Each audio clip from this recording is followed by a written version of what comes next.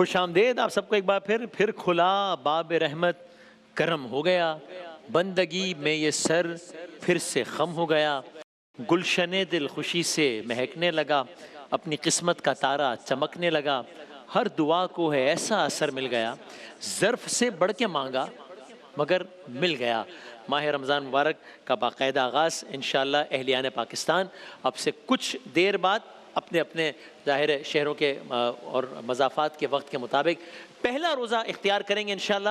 دنیا کے کئی ممالک میں دوسرا روزہ بشمول سعودی عرب، اور شان رمضان 2024 کی پہلی نشست جو کہ روزانہ انشاءاللہ آپ 2:15 پر صبح یا رات جو بھی کہہ لیجئے 2:15 بجے انشاءاللہ شان سحر کا آغاز ہو جائے گا بحکم خدا، اور آخری روزے تک یہ سلسلہ جاری رہے گا۔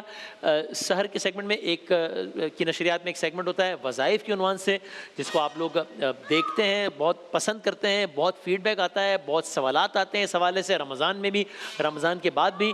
جناب قبلہ مفتی سہیل امجدی صاحب اس عنوان سے ہمارے ساتھ ہوتے ہیں۔ انشاءاللہ اس رمضان بھی یہ سلسلہ جاری رہے گا۔ آپ لوگ اپنے سوالات، اپنا فیڈ بیک اس سیگمنٹ سے متعلق بھی ہمارے social media handles per please ضرور دیجیے، اور ہم انشاءاللہ ان کو بھی شامل کرتے رہیں گے۔ آپ کو ہم اسپیسیفک نمبرز اور ایڈریسز بھی دیں گے جہاں پر آپ اپنے سوالات یا فیڈ بیک دے سکتے ہیں۔ انشاءاللہ کچھ دیر میں آپ کو ہم وہ ساری انفارمیشن بھی پرووائڈ کریں گے۔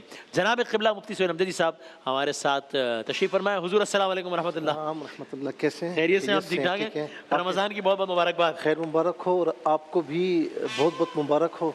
تمام دیکھنے والوں کو، سننے والوں کو اللہ رب العالمین اس ماہ رمضان کی تمام خیر و برکات عطا فرمائے۔ الہ آمین انشاءاللہ۔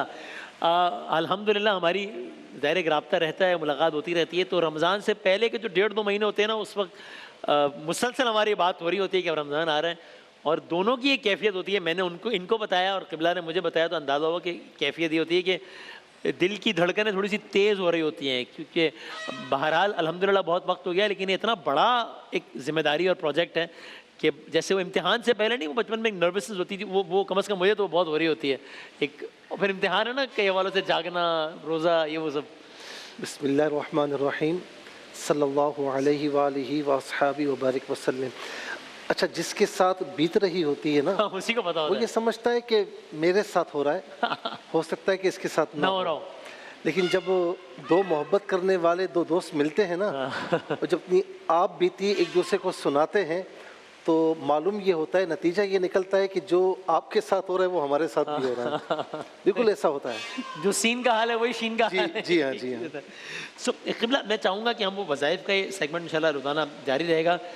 آج بھی ہم ایک سوال آپ سے پوچھ لیں گے تاکہ لوگ محروم نہ رہیں، لیکن ابتداءً پھر ہم علماء کے سیگمنٹ میں تفصیل سے بات کریں گے، لیکن پہلا روزہ ماہ رمضان، لوگوں کے ابھی دل ذہن بہت آمادہ ہوتے ہیں کہ ایک ماحول بنا ہوتا ہے کہ اپنے اندر سے کچھ ذرا، میں تو اپنی بات کرتا ہوں، مجھ جیسا گناہگار، کہ اپنے اندر کی کچھ خامیوں کا احتساب کرے، اس کو نکالے، خوبیوں کو داخل کرے، دل ابھی آمادہ ہوتا ہے، زمین زرخیز ہوتی ہے ابھی۔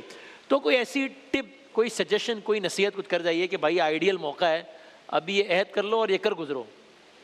اصل میں جب زندگی میں یو ٹرن آتا ہے نا، ہاں، توبہ کرنے کا موقع ملتا ہے، ہاں، تو سمجھ لیں کہ یہ گولڈن اپورچونٹی ہوتی ہے صحیح ہے، کہ اب توبہ کر رہے ہیں، ہم توبہ کر رہے ہیں۔ تو اب توبہ تو کر لی، لیکن پھر دوبارہ گناہ میں جانے کا خدشہ ضرور رہتا ہے۔ صحیح ہے، اسی لیے نبی علیہ السلام نے فرمایا کہ کل ابن آدم خطاؤن ہائے ہائے، وخیر الخطائین التوابون۔ واہ واہ واہ، فرمایا کہ ابن آدم خطا تو کرے گا، ہائے ہائے، لیکن کتنا پیارا دین ہے۔ فرمایا بہترین جو خطا کرنے والے کو بھی بہتر فرمائے، بہترین خطا کرنے والا وہ ہے کہ اعتراف جرم کر کے، اظہار شرمندگی کر کے اللہ تعالیٰ کی بارگاہ میں رجوع کر لے۔ کیا کہنا ہے، واہ واہ تو واہ، عین ممکن ہے کہ اللہ تعالیٰ اس کے سارے گناہوں کو معاف فرما دے، اور یہ بھی ممکن ہے کہ اللہ رب العالمین اس کے گناہوں کو نیکیوں سے تبدیل فرما دے۔ اللہ اللہ، اچھا، جب کوئی ایسا موقع آتا ہے نا کہ جس میں رحمتیں چھما چھم برس رہی ہوتی ہیں، فضل و کرم کی بارشیں ہر آن ہو رہی ہوتی ہیں، تو اس وقت پھر دل کا انوائرمنٹ بھی چینج ہو جاتا ہے کہ اب میں بھی کچھ کر لوں۔ اچھا، اب مسئلہ یہ ہے کہ شروع میں تو دل بہت چاہتا ہے، لیکن جب 8-9 روزے گزر جاتے ہیں نا، تو پھر جو شیطان کی سائیکلنگ چل رہی ہوتی ہے، شیطان تو نہیں ہوتا، لیکن اس کی سائیکلنگ چل رہی ہوتی ہے، پھر ذہن دوسری طرف چلا جاتا ہے، اور پھر قرآن کی تلاوت میں بھی یا نمازوں میں بھی سستیاں ہو جاتی ہیں۔ آپ دیکھیں کہ رمضان میں تراویح میں شروع میں کچھ دن بالکل مساجد بھری بھی ہوتی ہیں، فجر کی نمازیں مساجد بھری بھی ہوتی ہیں، جگہ نہیں ہوتی، لیکن جہاں 8-9 رمضان روزے گزر جائیں اس کے بعد بتدریج کمی واقع ہوتی چلی جاتی ہے۔ میں کہوں گا کہ اس انوائرمنٹ کو برقرار رکھنے کے لیے نا ہدی للمتقین بھی ہے، ہدی للناس بھی ہے قرآن۔ تو قرآن کی تلاوت کیجئے، ضرور کیجئے، لیکن وسیم بھائی کیا ہی سونے پر سہاگا ہو جائے کہ قرآن کی تلاوت ترجمے اور تفسیر کے ساتھ ہو جائے، کہ میرا رب ہم سے کیا فرمائش کر رہا ہے، اس کی ڈیمانڈز ہم سے کیا ہیں۔ کیوں کہ یہ قرآن ہماری زندگی کا مینیو ہے۔ کوئی مشین ہیوی مشین بغیر مینیو کے چلائیں تو وہ چلتی نہیں ہے، خراب ہو جاتی ہے۔ تو ہم قرآن کے بغیر کیسے چل سکتے ہیں؟ تو قرآن کی روزانہ تلاوت کیجئے، بھلے آپ 1 رکوع کر لیں، کیا بات ہے، 10 آیات کریمہ پڑھ لیں، لیکن تلاوت کے ساتھ ترجمہ اور تفسیر پڑھیں۔ پھر آپ دیکھیں کہ اللہ رب العالمین نے جو شوق عطا فرمایا نا ماہ رمضان میں، یہ شوق کم نہیں ہوگا، میں ذمہ داری سے عرض کر رہا ہوں کہ یہ بڑھتا رہے گا۔ کیا بات ہے، اور اس سے 10 گنا زیادہ ٹائم تو میں روزانہ اپنے موبائل میں ایسی ریلز دیکھنے میں لگا دیتا ہوں۔ جی تو بھائی اس کے لیے تو 7-8 منٹ نکل ہی سکتے ہیں نا، مطلب کچھ بھی نہ کروں اگر کم سے کم بھی۔ تو مسئلہ یہ نا کہ آپ اگر ہم 1-2 گھنٹے ریلز دیکھ رہے ہیں، میمز دیکھ رہے ہیں، اللہ بلا کچھ بھی دیکھ رہے ہیں، اس میں نیند بھی نہیں آتی، ذہن اکتاتا بھی نہیں ہے، لیکن جہاں آپ قرآن شریف کی تلاوت کریں گے یا کچھ نوافل پڑھنے کی کوشش کریں گے تو وہاں پر نیند آنا شروع ہو جائے گی۔ یہ کیوں ہے، یہ کیا ہے اس کی وجہ؟ جی، ایک اللہ والے سے کسی نے پوچھا کہ حضرت یہ کیا ہے، تو کہا کہ ذہنی سکون ملتا ہے۔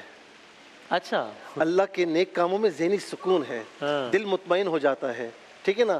دوسری بات یہ ہے کہ شیطان کبھی آنے تو نہیں دے گا نا۔ شیطان ہمیشہ وہ آخر دم تک یہ چاہتا ہے کہ میں بندے کو نیکیوں سے ہٹاؤں۔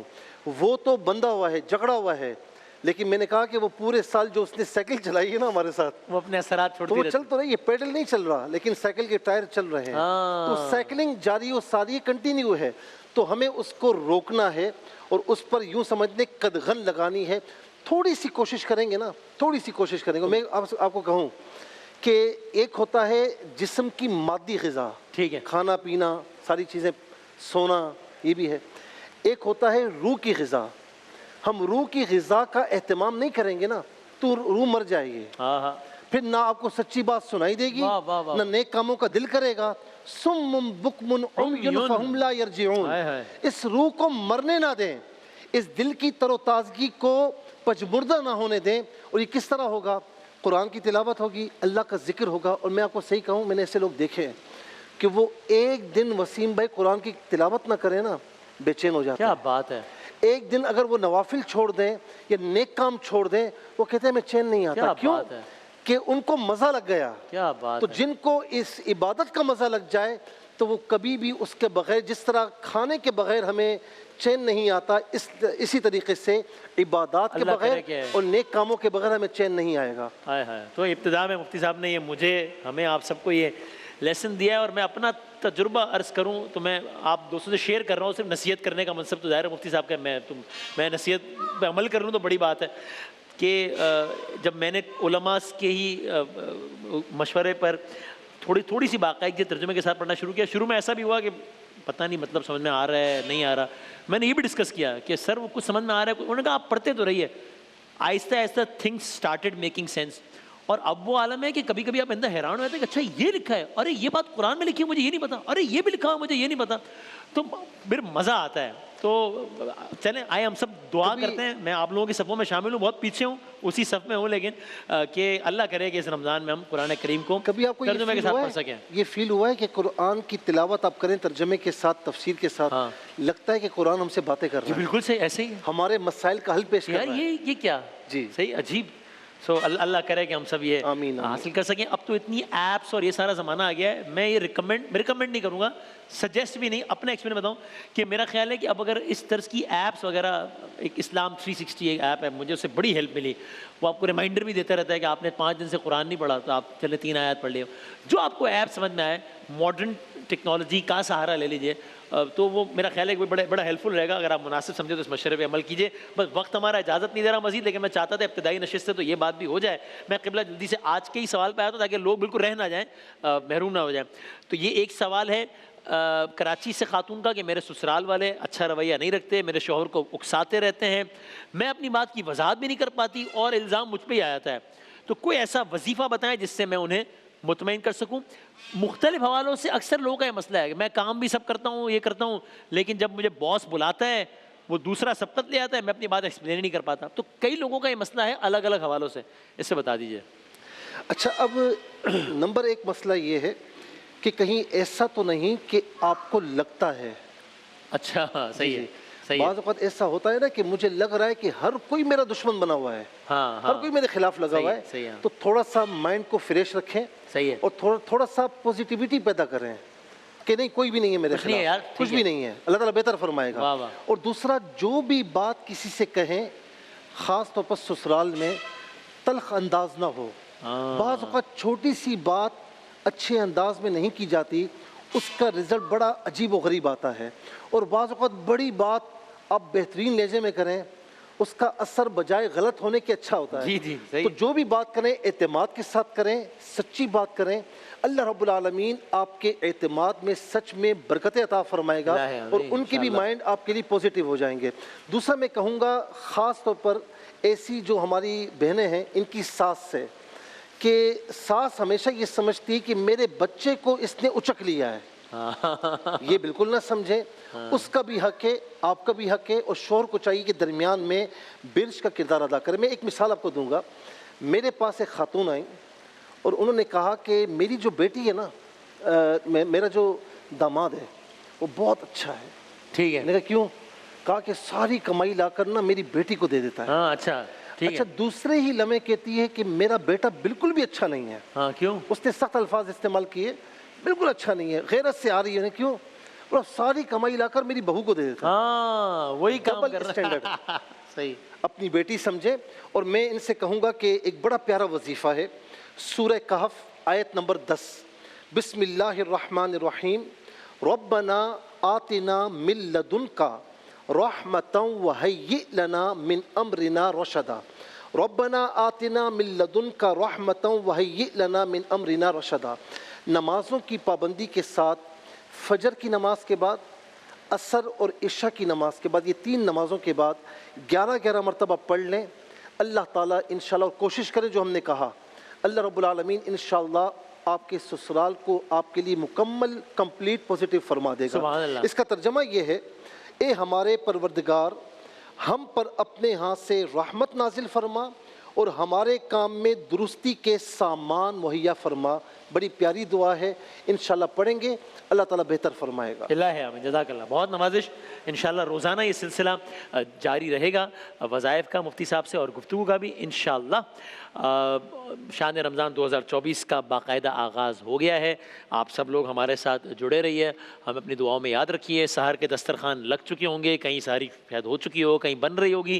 جہاں جہاں مائیں بہنیں بیٹیاں دوست یار بھائی بہن سب دیکھ رہے ہیں, آپ سب سے گزارش ہے کہ ہم سب کو اپنی دعاؤں میں یاد رکھیے گا. اللہ تعالیٰ اس سفر کو آسان رکھیے. انشاءاللہ روزانہ شان سحر میں انشاءاللہ وظائف کا یہ سیگمنٹ ہوگا. اس کے بعد ہم نے نعتیہ مقابلے کا انعقاد کیا ہے بچوں کے لیے, تو اس میں ہمارے ساتھ ہوں گے بچے. لیکن جو لوگ گھر پہ بھی جو بچے دیکھ رہے ہیں میں ان سے گزارش کروں گا پلیز آپ بھی اس میں اس کا حصہ بنیے. اور آپ دیکھیے, چونکہ اس میں ہمارے ساتھ عالم اسلام کے مشہور و معروف نعت خواں حضرات موجود ہوں گے جو کہ ٹپس دے رہے ہوں گے, بتا رہے ہوں گے کہ یہ اچھا ہے, اس میں اور بہتری لائی جا سکتی ہے. تو بہت سیکھنے کا موقع ملے گا.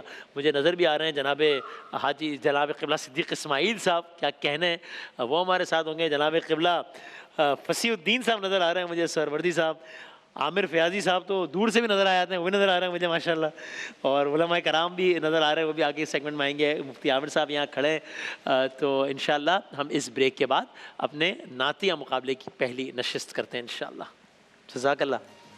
وہ اچھا ہو گیا نا.